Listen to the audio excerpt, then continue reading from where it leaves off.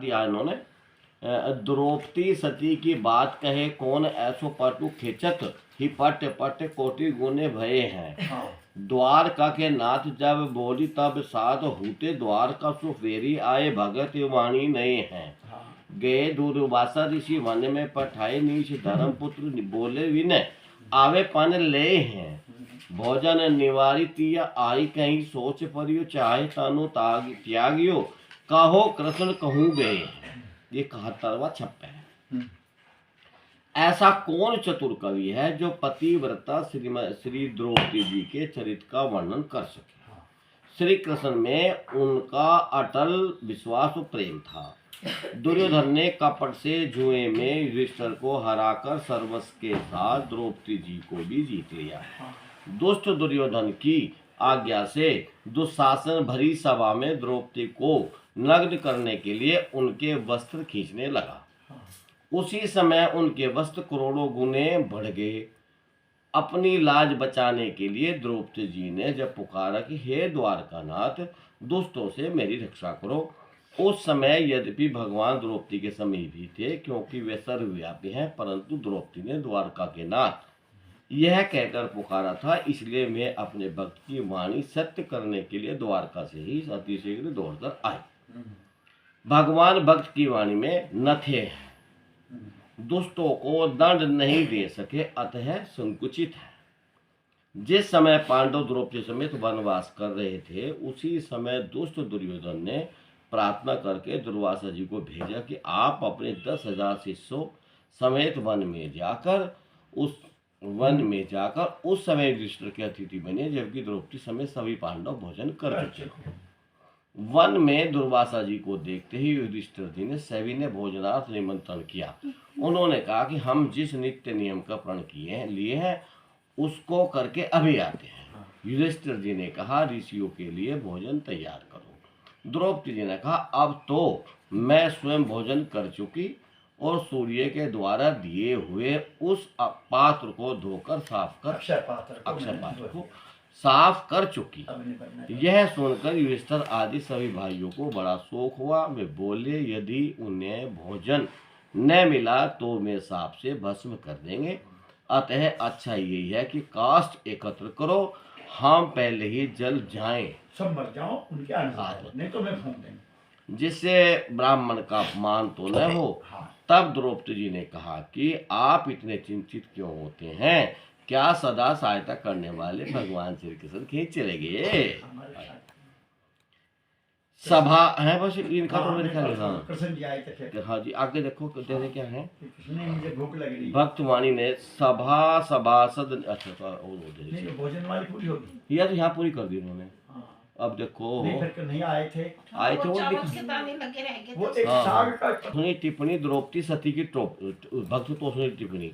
अब भाई यह द्रौपदी सती क्यों है, पंचभर्त ये सब इन्होंने शब्दों का वर्णन किया विस्तार है। द्रुपद ने कन्या का नाम कृष्णा रखा था, पांचाल नरेश की पुत्री होने से पांचाली भी कहला, ये सब इस तरह की बात आई है ना जी। पंचकन्याओं में एक है किसके नीचे भाजी उसकी जो हाँ वो आ गया हाँ इसलिए मैं ही आ गया था भावार्थ। अब यहाँ दिया उन्होंने भावार्थ। परम भक्त द्रौपदी भक्ति भाव भरी वाणी सुनकर धर्म पुत्र ने श्री कृष्ण का स्मरण किया। यहाँ आया वे तुरंत आगे, उनके दर्शनों से हृदय की सब इच्छाएं पूर्ण हो गई। आते ही भगवान ने कहा मुझे बड़ी भूख लगी है, कुछ खाने के लिए दो। यह सुनकर सबको बड़ा संकोच हुआ कि प्राण प्यारे प्रभु भोजन मांग रहे हैं और यहाँ कुछ भी नहीं। संकुचित तथा मौन देखकर भगवान ने बड़ी मीठी वाणी से कहा कि अजी हमारी और शिष्यों समेत दुर्वासा जी की क्या चले, तुम्हारे यहाँ तो संपूर्ण विश्व को तृप्त कर देने का आहार रखा है, पर हमसे तुम छिपा रहे हो। द्रौपदी ने वह पात्र लाकर भगवान के सामने रख दिया। उस पात्र में कहीं साग के पत्ते का कण लगा रह गया था। भगवान उसे ही छुड़ाकर जल के साथ खा गए। इससे 3 लोगों के जीवों का पेट भर गया। शिष्यों समेत दुर्वासा जी की तो गिनती ही क्या है। सुदामा जी का हुआ ये आगे तो आगे जिसमें जिन भक्तों के हृदय भगवान नित्य निवास करते हैं, मैं उनके चरण कमलों को प्राप्त करने की इच्छा प्रकट करता हूँ। नव योगेश्वर सूतिदेव राजा आगे जिनके वर्णन करेंगे, ये उनकी बात, द्रौपदी जी का इन्होंने ये तक दिया। अच्छा, वैसे अक्षय पात्र का ये जो बात है अक्षय पात्र कि जो ये बात बहता है, हाँ, मतलब ये क्या, इसका तथ्य से क्या मामला है? तत्व से भाई अक्षय पात्र कोई ऐसी चीज है, वो इनके मतलब की चीज है, हाथों से पर उसे ये सुनना इंसान ने क्या। अच्छा, वो कल के लिए रख लो। नहीं, अभी होगी, रोजा खुल गया तो। ठीक है, अक्षय पात्र का इन पे सब पे है, हर स्त्री को जन्मजात मिलता है अक्षय पात्र। वो क्या है? हाँ, देखो महत्वपूर्ण बात तो यह, हाँ, लेकिन पहले तो होता था, अब वो रिवाज परंपरा संस्कार समाप्त हो गए, नया जमाना है, मॉडर्न टाइप का माहौल है अब जा। ये अक्षय पात्र ये होता था कि इस घर में जो स्त्री गृहिणी होती थी, जो मुख्य, जो भी कोई, जब तक जिस पे चार्ज रहता घर का, पहले मान लो माँ रहती, फिर वो बहू आ जाती जिस पर जिम्मेदार, वो जब तक भोजन नहीं करती तब तक उसके पात्र अक्षय पात्र रहता है।